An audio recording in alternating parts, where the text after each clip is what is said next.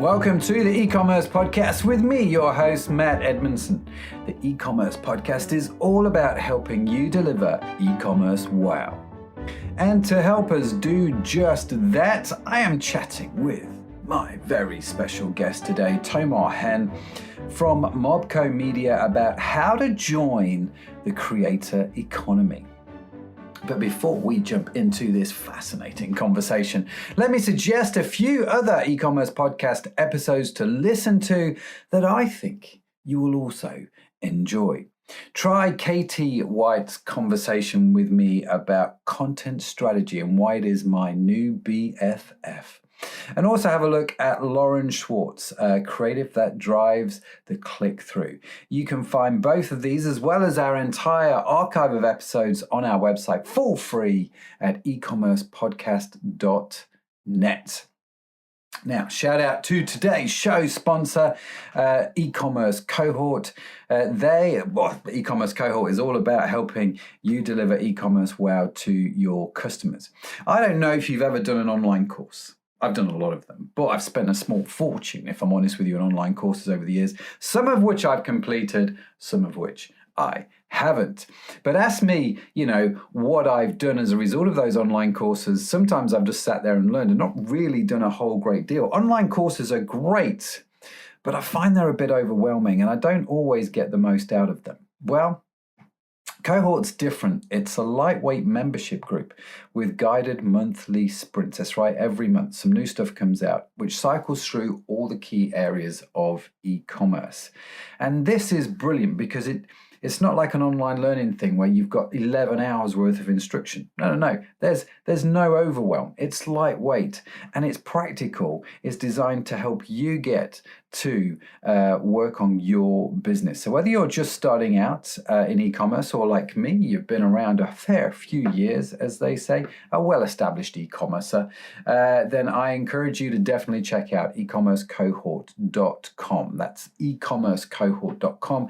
You can find a whole bunch more information about this fantastic tool on the website, or you can email me directly, matt@ecommercepodcast.net, if you've got any specific questions. I will try my level best to answer them.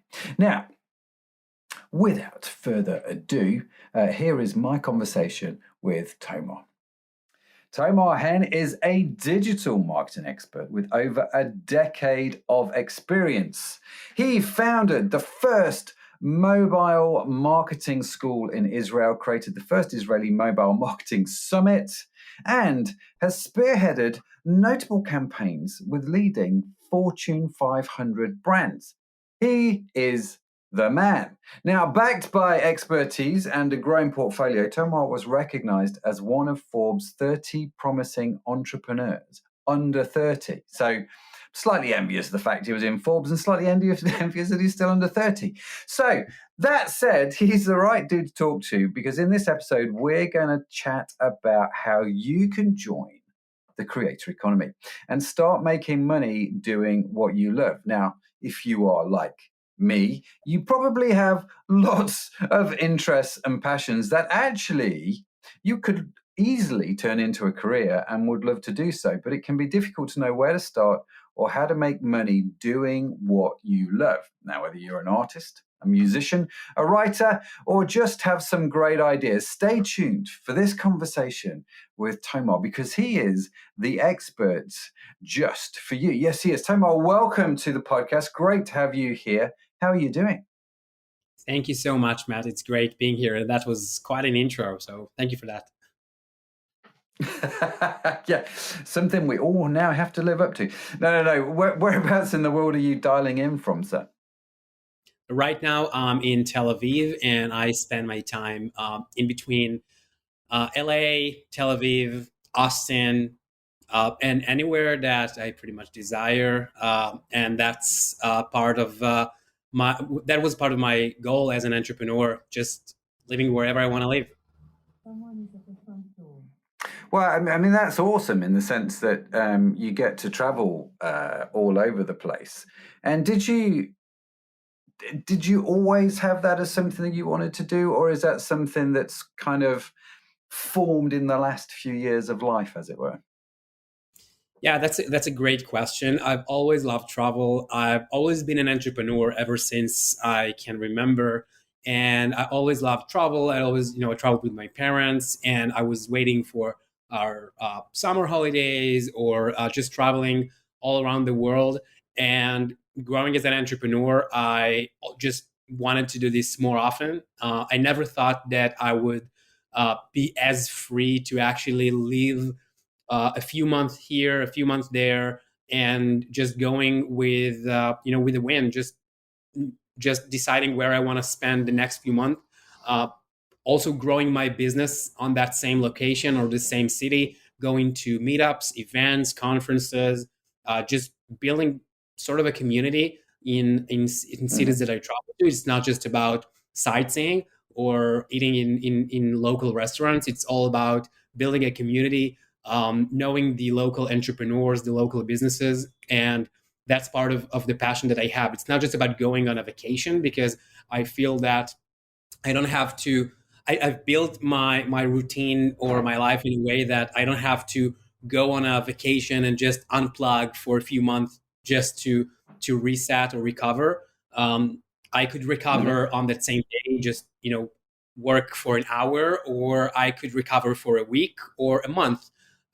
But I really love what I'm doing, and when it's not fun, I just give up on that project or that task or even that business. So fun is basically what That's leads that's a my way. Yeah, yeah. I was going to say that's quite an interesting metric, isn't it? Fun, because everybody's wrapped up with metrics like ROI and average order value and all these sorts of things. I quite like that. What's the fun level in what we're doing? How fun is it? So you mentioned that you travelled with your parents. Were your parents entrepreneurial? Is that where you picked it up from? To be honest, no. I mean, my mom, she works for a big software company, and my dad has been a self-employed accountant. So they always had to, when they went on a vacation, they had to go on a vacation. So they were not location free by any sense. I guess that's where I figured out that when I grow up, I want to travel and be location free, so I can just travel as much as I want, just like a kid that Hmm. wants to eat as much candy as they want when they move out. Um, this is basically what led me into saying I only do business that gets me that goal of being location free and traveling all around.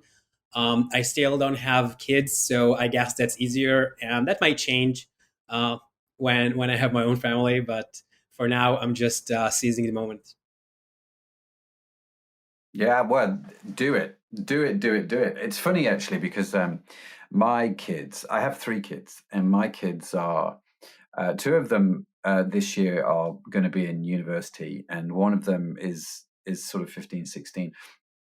And so I'm kind of coming out of that phase where you have to be around all the time to get the kids to school and all that sort of stuff, and we're sort of coming out the other side, and I'm quite looking forward to that, if I'm honest with you. So I enjoyed it pre-kids. I've enjoyed having kids immensely, and I'm enjoying the idea of the empty nester syndrome, as we call it here in the UK. So you get to travel, right? You get to do this whole entrepreneurial thing. The fun factor is a big deal for you, doing stuff that doesn't tie you down to one space.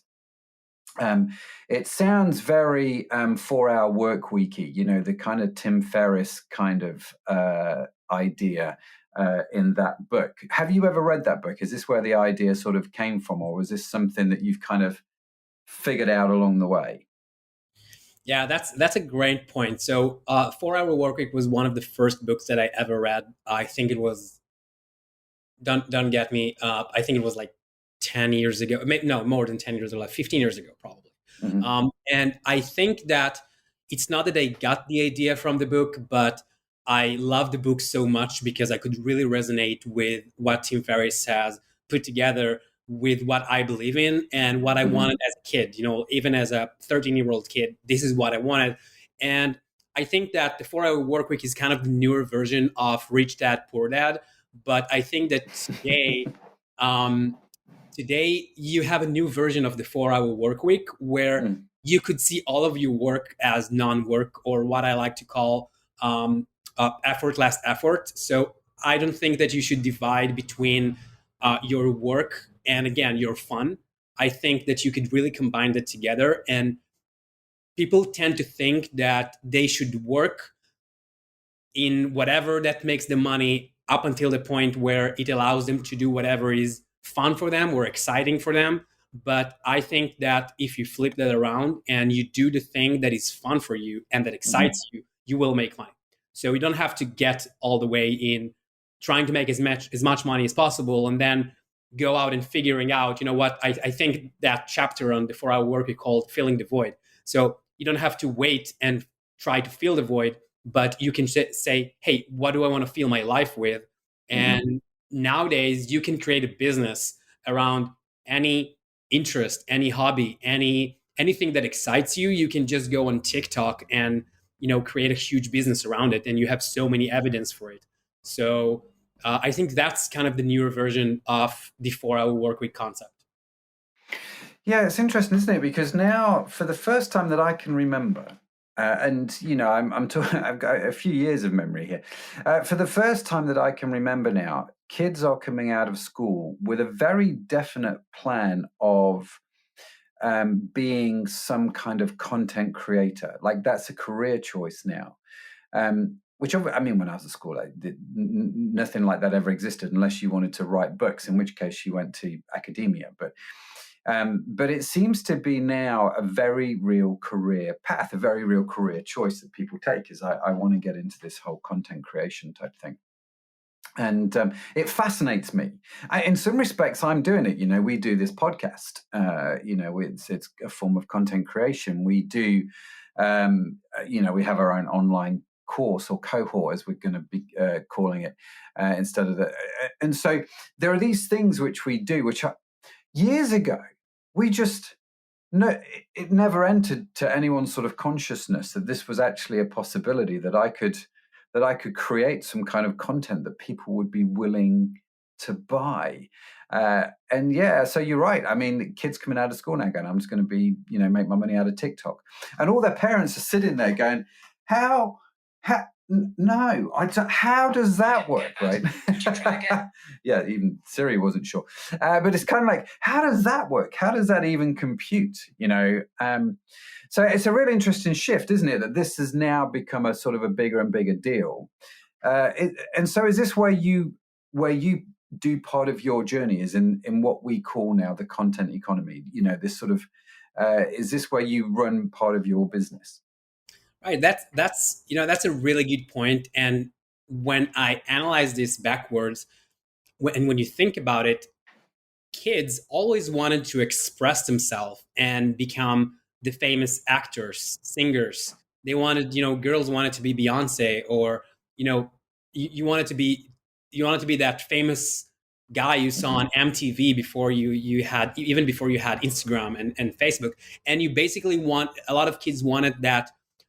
I think it's not as superficial as just or shallow as just being famous. It's about self-expression. Hmm. And then there was this period when you had Mark Zuckerberg and apps, and people became billionaires by selling software, which was kind of novel at that time. And all those kids wanted to become entrepreneurs and coders. And nowadays, I think that's kind of a mix where you get and the parents always told you, you can't be an actor, you want to have any money, you want to make any money, you Hmm. can't be a singer because there are only just a few who would make it. And now you have this interesting combination between self-expression, and anyone can express themselves in any topic. It doesn't have to be mainstream and go on MTV in order for it to be successful. And you don't have to have a hard skill like coding in order to become super wealthy or super successful or super influential. And you have Mm. this interesting mix between the tech and internet, and utilizing internet and technology and self-expression, where you don't have to learn anything, you just have to be yourself. And the world is becoming more and more authentic. People are looking for that authenticity and not necessarily building a very polished figure or a singer or an actor or a content creator, which is basically the same, content creator or being a very famous singer, where people would pay for your performance or buying your Mm. songs or your albums. People would now pay for you to create reels for them or creating TikTok Yeah. videos for them. It's basically the same. It's just that the opportunities are just for anyone out there. Fascinating, isn't it? And there's a word there that you use that I just want to draw on and ask, like, if I'm going to get into this sort of creator economy, is self-expression, is authenticity, I can't even say the word, authenticity. Is authenticity and self-expression some of the keys to doing this well, to unlocking maybe the power of this sort of new economy? I think so. I know what it is not. It is not about making money. If you go onto this game in 2022 trying to just make money or basically just extract more money from the marketplace, I will try to get those budgets from those businesses, or I will try to get the attention of users. People are very, very sensitive for your why and Hmm. why you're doing what you're doing. And if you're doing it, even if you have, you're posting daily and you have 25 followers, people can sense it. People can, and people can sense that you're doing it not in order to become famous, but if you try to be whatever people want you to be and not being your authentic self.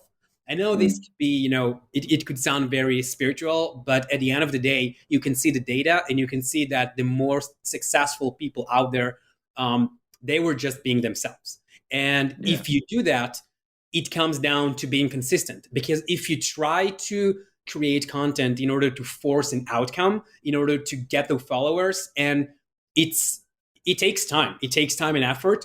You would probably break down because you can't fake yourself as much as you need to in order to Mm. build up those followers, build up this trust within the audience. But if you do what you love, if you're just being yourself, if you're just talking to a friend, and even if you recommend products, right? That's what you do for. That's what you love. You love food, or you love supplements, or you love restaurants, or you love whatever, and you just do this for fun because this is what you love and you believe in. um, you would have the consistency and you have the commitment to do this daily, because again, coming back to the fun factor, you just do this for fun and it will just build up. But if you try to force it, if you try to say, hey, this is a trend on TikTok, let's post daily, you will probably break up before you get this Mhm. traction and you get this exponential growth that is needed in order to actually make a living. So it's not just about saying those nice words about, hey, be authentic and you'll make money. I think that actually backs up with the data, and it backs up with our human um, uh, the way we are built as human beings, where we need to have a purpose and we need to have, Mhm. well, basically we need to have fun in order to be consistent. Yeah, I love that. I mean, one of the things that you said there about being sensitive, the viewer, the people responding to your content are very sensitive to your why. I've got down here a quote from you, Tomar, that you mentioned previously. You said, when you realize it's all about who you serve and not what you sell, then that's the main advantage for every brand, which I thought was a phenomenal thing to say. Understanding who you serve and being authentic to you and to that community seems to be, for me, mixed with this idea of consistency, the way to win in this arena. I guess my other observation is, having now done this podcast for 2 years, it's not a quick thing. I mean, there are people that rise through the ranks very quickly, it seems, but on the whole, the majority of people, um, it's not like you start today and tomorrow it's all working fine, right? I mean, we're 2 years in. We're still, I think, we're getting better at understanding the journey and what we're doing with the podcast. But we never started it out to make money. We just started out because we like talking about e-commerce, and we've met some amazing people along the way. And now it's actually helping us to make money. But it took a little while. I don't know if that's just me or if that's a general truth. I think that's a general truth, because nowadays you have so the days of just putting a product out there, and a product could be an Amazon listing, it could be a Shopify store, it could be a Facebook ad, it could be a podcast, it could be an email that you send out. Hmm. The days of just putting this product out there in the world and expecting to just make money and get the attention are probably over.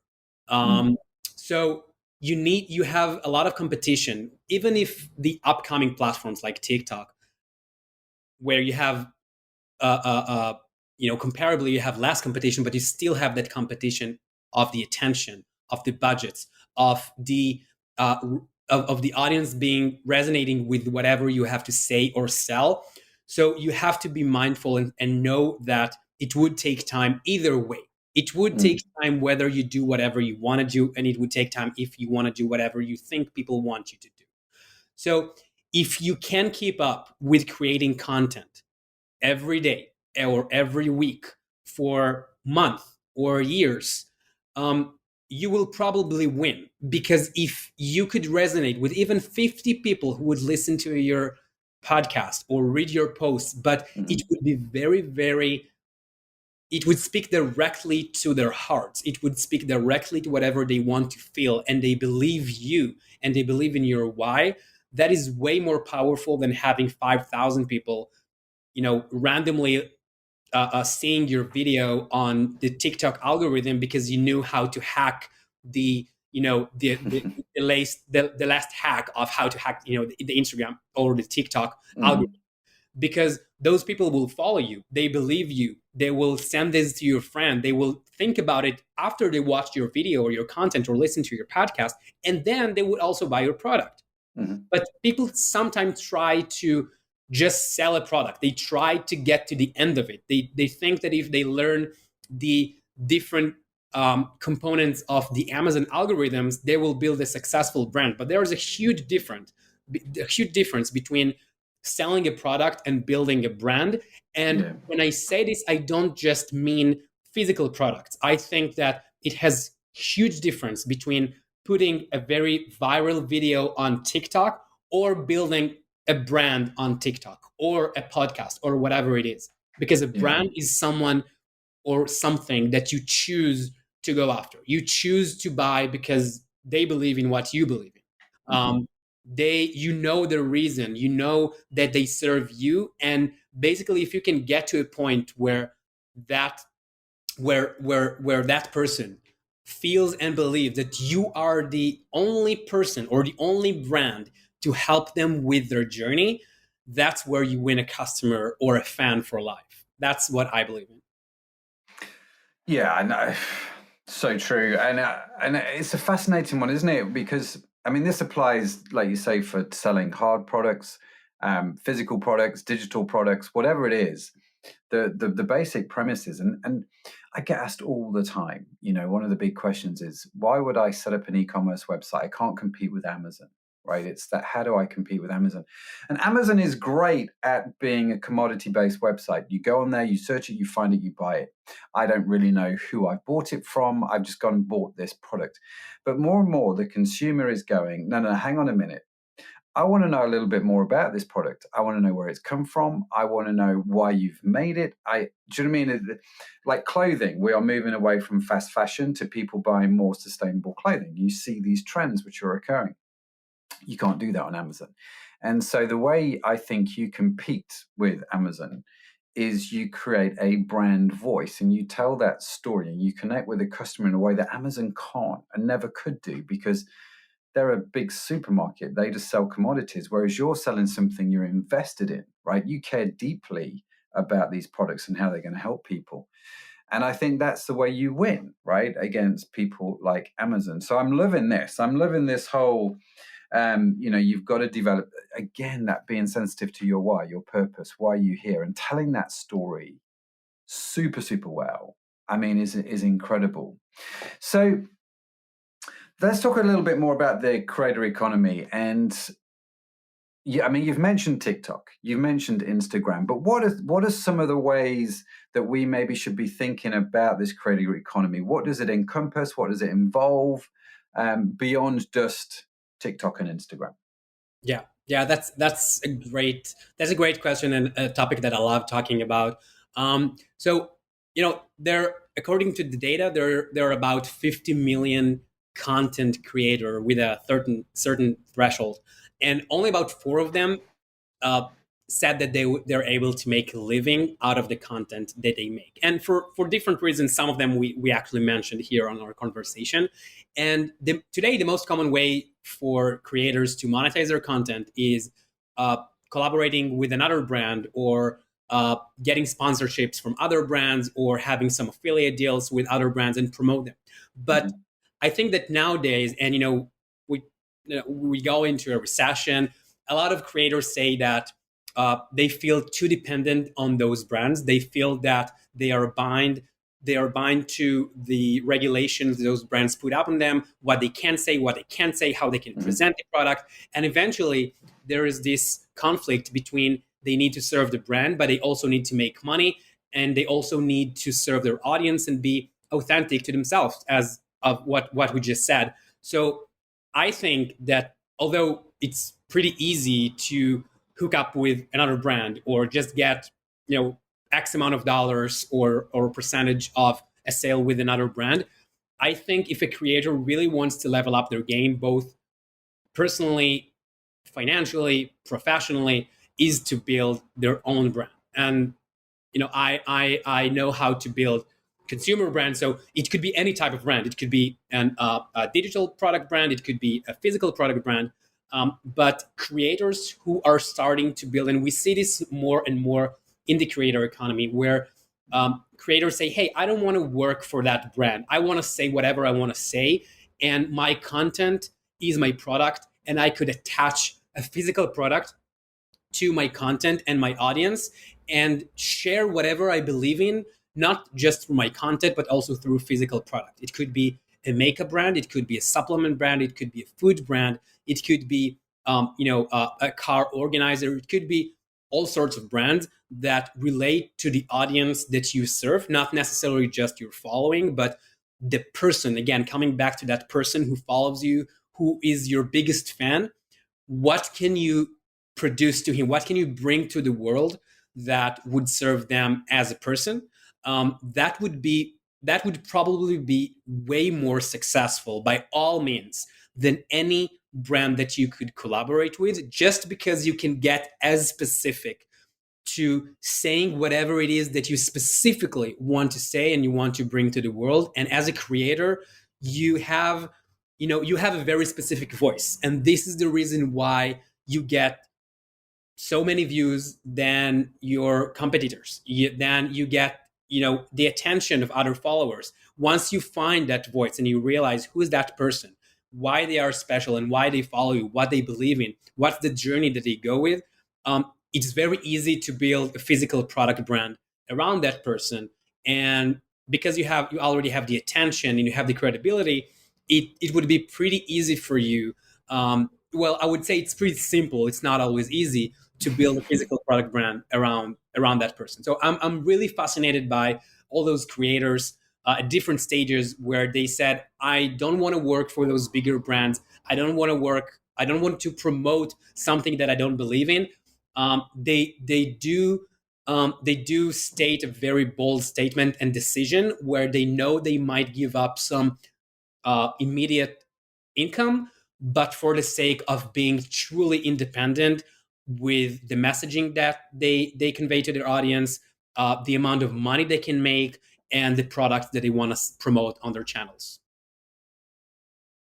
Yeah, I mean that's really fascinating, isn't it? And we've talked about this before on the show, when it comes to influencers and using influencers, and uh, why the brand themselves, do they want to use influencers? Because actually now the power is starting to, with the influencers going, actually, I'm not quite sure I want to work with that brand anymore. And like you say, I think it's quite fascinating, the turn of events now. And the technology, like we had Get Caro on the show, David from Get Caro, and he was talking about this, and about how you can now start to leverage technology to build out platforms that enable you to create your own website. You're an influencer. You've got the content out there. Well, you can now sell product directly off the back of that. So if you were, Tomar, if you were launching an e-commerce business today, Is this how you would start? Would you go, right, I have a product, and I know you've got a supplement brand, haven't you? So I've got this product here. I'm going to go and find a community that product connects with, and I'm going to go connect with that community. I'm going to speak to that community. I'm going to be consistent in my content creation that reaches out to that community, and that's how I'm going to grow my brand. I'm going to be authentic. I'm going to be consistent. It might not make money today, but ultimately I know I'm going to win if I'm in there every day. Is that how you would do it? Yes, I would even go deeper and perhaps do what you said, but I would even flip that around and say I want to find that community that I want to serve, and then I would build a brand around them. And what most Right. people do is trying to develop a product, or they already develop and produce the product, and then say, okay, now let's find who wants to buy this, or let's find influencers or the communities or the groups that would be interested in my product, rather than just going and say, hey, there's a community here. They are very loyal to that journey. They are very excited about these kind of products, or they have these very urgent problems, and I could really resonate with that person, with that journey, with that problem. Now let's find the solutions that we could create in order to help them. And those solutions could turn into content, they could turn into physical product, they can turn into a book, a digital product, and it could turn into a brand that consists all of these aspects together, right? You can launch a book that sells a supplement brand when as an upsell. You can you can work with an influencer to create an Instagram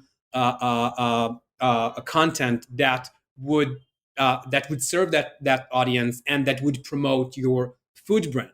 So but it's the same person, it's the same audience, it's the same community. It's just different form of solutions. And once that person have seen your content on Instagram and they read your book and they got this email from you, they would probably buy your product because they believe that you are the best person and this is the best brand for them to solve their problem or to progress on their journey. And this is how I see brand building, as opposed to just trying to sell products in this highly competitive market. Yeah. I I wish I could just listeners, if you're listening, just hit the rewind button and just listen to that paragraph again, because I think I was writing about this morning, where 99% of e-commerce businesses fail is they will just go and get any old product and then go, I now need to figure out how to sell this, right? Mm-hmm. And it's totally backwards. It's totally the wrong way around. And the classic one, was with the drop shipping for years. We've talked about this before on the show. Again, it's, you go to Alibaba or wherever, AliExpress, and you find some sunglasses which are like $2, and you think, I can sell those for 20. So I'm going to make 18 bucks for a pair of sunglasses. And you've just gone and grabbed any old nonsense. The trouble is 30,000 other websites are selling that same pair of sunglasses, right? How have you differentiated yourself? You just haven't. You're beige or vanilla, right? You're just blending in. But this is why I love it, because actually, no, the other way around is like, understand who the community is that you're going to serve. What do they need? How can I help them? How can I best serve them? Much, much better way, because then you're finding products that actually people want to really buy. Yeah. And it's that kind of that to me just makes a lot of sense, an awful lot of sense. So I'm sat here listening to the podcast, right? Let's assume I've already got an e-commerce business up and running. I've got a small community. I'm selling a product. I'm just looking around my desk for what it is. I have. I don't know if I should show you this. I have here my Lego Indiana Jones. I'm a bit of a fan of Lego Indiana Jones for reasons which I won't bore you with, but I do like my little Indiana Jones Lego there. So let's say I'm selling, sort of unique Lego sort of things, and I've got my community going on, and people are buying from me. And what are sort of some of the things that I should be thinking about from a content creation here?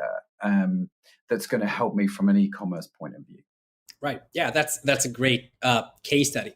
So let's say that you already have your Indiana Jones Lego store, and you just sold it because you could find it, you're passionate about it, or whatever it is. So I would do two things.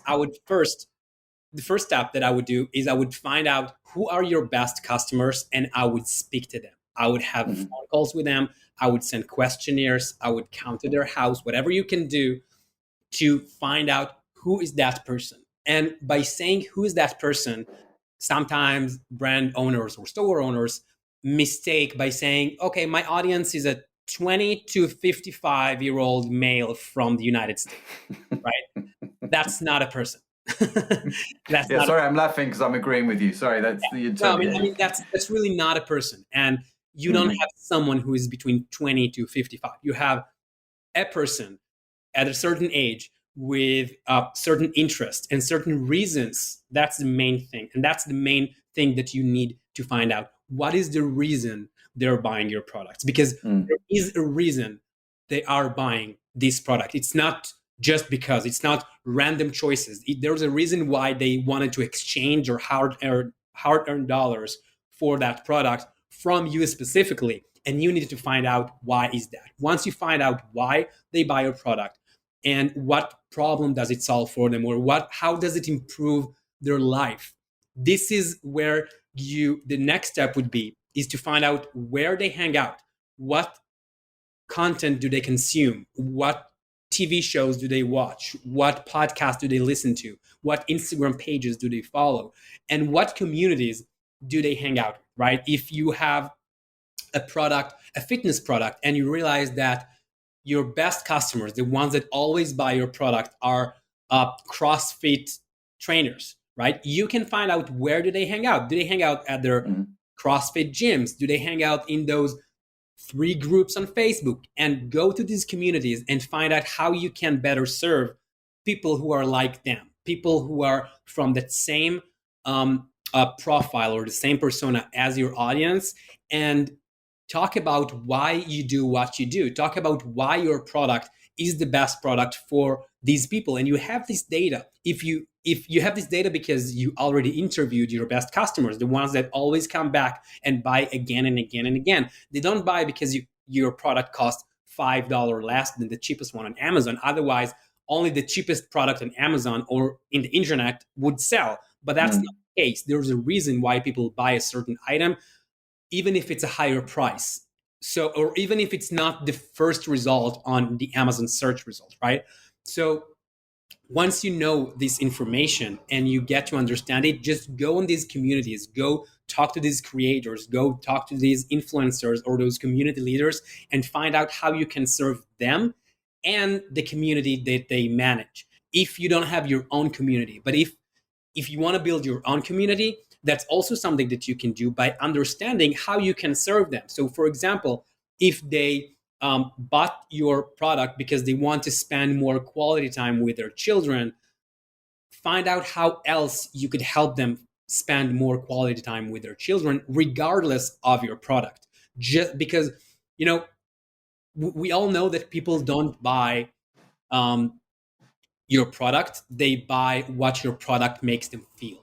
Once Mm. you figure out what it makes them feel, or at least what they want this product to make them feel, just find out how you can make them feel that in regardless of your product. If you were able as a brand or as a person to make them feel a certain way, they will always remember that feeling and they would connect your brand to that feeling, and then the decision making would be so much easier and clear to them that they would not even look for any other cheaper product on Amazon. They would go on Amazon and look for your brand. And if Mm. your brand would not be there, they will go and look for it in Google and go to your website and buy it. Because whenever someone goes on Amazon and not looking for your brand, but is looking for Indiana Jones, Lego is a brand, but let's say that they want an Indiana Jones figure or a doll or whatever it is, they are Amazon's customer. If your product would not be there, they will buy from someone else that Amazon chooses to promote. But if Mm. but as long as they go on Amazon and not looking specifically for your brand, and even if they bought directly from you on Amazon, they are still Amazon customers. The day you want to be on Amazon, they will buy for someone else. So if you created a brand that made them feel a certain way, that is way stronger than any amount of money up to a certain point that they can find on Amazon. And if you made them feel a stronger feeling, they would be happy to pay more just to get that feeling. And a brand is basically a symbol for them to feel something. They want to feel a part of a certain community. They want the brand to say something about them. And that is the reason why we see clothing brands that could sell the same t-shirt but just with the tiniest logo, or even not even something that you can see on the outside, but someone who bought it knows that when they buy this specific clothing brand, even if they can buy the same shirt with a different store at half the price or quarter the price, they know and they feel something about themselves when they buy this brand. Yeah, are there any brands that sort of come to mind that do this for you? As in, it could be any brand, Timon, but where you think they've done that story really well and they've just sort of captured you and you've bought into it. I could say something about Starbucks. You could buy probably better, cheaper coffee in many other locations, many other places, but something about the consistency, something about the fact that they created sort of a community or a place for you to be anywhere you go out in the world, and you'll be able to go and get the same experience and get a sense of, I would say, staying at home, but something that is familiar to you. I think that made it way better than any other coffee chain out there, although I could agree that you could get probably better coffee in so many other places. Yeah, I'm sure you can. I mean, I don't drink coffee, but I'm sure you can. It's interesting that you mentioned Starbucks there. I wasn't expecting you to come up with Starbucks. I'm not going to lie. So that's interesting. So I've called my customer, right? I've researched them. I've had lots of conversations with various different people, and I'm starting to understand what's going on and how I can serve my community. Is there anything else I need to? Because we've not really talked about the tactics, which I'm quite pleased about. I do this on Instagram because no matter what we talk about, in 6 weeks' time it'll be out of date anyway, right? Because the whole thing just moves on at a rapid pace. But the principles stay the same. The tactics change, but the principles stay the same. And I like the fact you've talked about the principles. What are some of the other the key principles that I need to be aware of? Right. Yeah, I like talking about principles because I think you could just implement it across different channels. It's probably timeless, and whether if we go back to being creators, so whether you're a creator on TikTok, whether you have an email list, whether you have a Facebook group, whether you just run your neighborhood community meetups, it's the same principle where once you find out that person needs and you're able to fulfill it, then you have a business. That's like something that was never changed, but it's so basic, and that people sometimes overlook this very basic principle that could make everything else so much easier once you realize that. Because then your hesitation around what product should I sell, what should be my headline, what kind of color should I use, they all go by because you know that the core of your business is that need. So I think that if you go back to being a creator, I think that having the audience a part of your brand journey is something that we've seen across multiple brands that rally people together.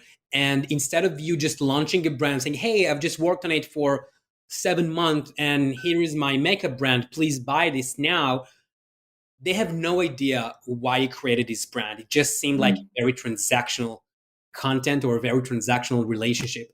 But I've not done this enough, but the one thing that I would do, launching my supplement brand for entrepreneurs, would be to document my journey, share it with an audience, and if any creator that I consult to or I work with, I always tell them, whenever you came up with this idea, this initial thought of launching a brand, share it. Share it because people who would follow you, even if these are just 5 people who would resonate with it or remember what you just said, even if it's just a glimpse, it will build up and you create this curiosity. You create Mhm. this sense of why. You tell people about the entire process of, hey, this has been taking me 7, 8, 9 months of my life working on it since I just came up with the inception of the idea until you can see this in your hands. And people have followed you. People know the struggles. People know how much thought you've put onto it. So sharing your journey, whether it would be through your content, your emails, uh, just talking with a lot of people in your community, or your friends, your colleagues, whoever you can just talk about your brand. And I think that also comes, uh, most people do the opposite. They feel that once they have an idea, they need to be very, they need to keep it as a secret, right? Mhm. Someone would steal my idea, they would copy me, they would this and that. And I think that once you realize that you have a very strong why, and you have this confidence, then no one could really copy you. No one could really do what is the one thing that you do, because Mhm. you build relationships with those people. Once you share your journey and you share your why with a certain person, and people sometimes mistake that they speak to an audience, but they don't speak to an audience or to a niche. They speak to multiple individual human beings who listen to you and create this kind of relationship with you. And this relationship that you build is something that no one could ever copy. Even if they sell the exact same product and use the same ads, this relationship, the combination of your why, Mhm. your journey, your struggles, your thoughts, and the product is something that is very unique to you. So you also build that confidence that no one could ever copy you. The opposite is true. You want to collaborate with your competition. You want them to be rallied on your cause and your journey, because you know that once you have more people on board, they would share they will share your why, and they will share the value that your brand is uniquely providing to the market. And Mhm. that's an amazing feeling. And I've been, being an entrepreneur for so long, I've been in this state of mind where you have to be very envy of your ideas. You have to keep them as a secret. You can't share them with anyone. You're afraid that your team, your parents, your sister, anyone would just copy you if you just tell them about it. And that's, this is not as par with the fun factor, because it's not fun. And B, it's just very, very, very stressful, because being on the other side of it, knowing that you would get more value by sharing more and talking more about it, and people sense this Mhm. excitement, whether it's a one-on-one conversation and whether it's a 1 to 100,000 people, people sense this excitement. Again, coming back to being authentic, being yourself. When you are excited about what you're doing and why you're doing it and the products that you sell, it shows out to the world, and people really buy into that excitement. People go on social media because basically they want to be excited. They want to see Mhm. someone who is excited about something and get some of that excitement for them. So just give it out to them. But if you sell something just because you saw it on Jungle Scout and you feel that it would rank up better on Amazon, people would sense that it's not very exciting for you. Yeah. Yeah, and there's no longevity to it either. Whereas what you're talking about, actually, there's some real longevity to that. Um, I just want to circle back to. I'm aware of time here, Tomo. So but I do want to circle back to something that you said, which I think is quite important. Document your journey. I know that a lot of entrepreneurs out there break out into a cold sweat when you talk to them about social media or creating content, and it's just like, I don't know what to say, I don't know what to, do you know what I mean? And it's like this wall just instantly goes up. And actually, for me, what I found out, one of the keys here is like you say, document the journey. I came across this great phrase: document, don't create. And I thought that was quite a fascinating phrase. I don't know where it came from, but I thought it was a fascinating phrase. And I've been doing a little bit of an experiment recently. I've been putting out like a 7 to 10 second video of my day, just like with on Instagram as an Instagram reel, just little snippets like 1 to 1.5 seconds long throughout the day, just with a text comment on there and some music. And various numbers of people have watched this, from several thousand, just a few hundred. I don't really care. What I can tell you is that I've been consistent at doing it, and it just documents my day. And I've connected with some extraordinary people as a result, who have got in touch and just gone, man, that's great. And I find that it's just something as simple as that. Document, don't create, I think will be a big, big help. Tomar, listen, how do people reach you? How do they get hold of you? What's the best way to do that? Because undoubtedly there's going to be more questions. I have a whole lot more. So how do people connect with you if they want to do that? Yeah, thank you so much for that. And I'm always happy to speak to excited, enthusiastic entrepreneurs. So I'm pretty active on LinkedIn. So you can look for my handle on LinkedIn, or you can go on tomarhand.co to just join my mailing list and get some updates from me, some insights and nuggets about brand building, entrepreneurship. I just do that for fun, to be honest. My business is to help entrepreneurs and creators build their brands, and that's what my company does. So I always love talking to entrepreneurs, creators, influencers, anyone who would like to build a business, so or grow their business. So very happy to connect. Yeah, fantastic. And we will, of course, put all of those links in the show notes. Yeah, do get in touch. Do connect with Tomar. I'm sure he'd love to hear from you. Tomar, thank you so much for being with us here on the e-commerce podcast. Honestly, genuinely loved it. You're a top bloke, and thank you for sharing all your wisdom with us. Thank you so much, Matt. It's been great. And thank you for everyone for listening. So there you have it. What a fantastic conversation. Huge thanks again to Tomar for joining me today. And also a huge thanks and big shout out to today's show sponsor, eCommerce Cohort. Do head over to ecommercecohort.com for more information about this new type of membership and community. I'll be in there. Come along, come and join in. Now be sure to subscribe to the e-commerce podcast wherever you get your podcasts from, because we've got some great conversations lined up, let me tell you, and I don't want you to miss any of them. And in case no one has told you today, you, my friend, are awesome. Utterly, utterly awesome. The e-commerce podcast is produced by Orion Media. You can find our entire archive of episodes on your favorite podcast app. The team that makes this show possible is Sadaf Bainon, Josh Catchpole, Estella Robin, and Tim Johnson.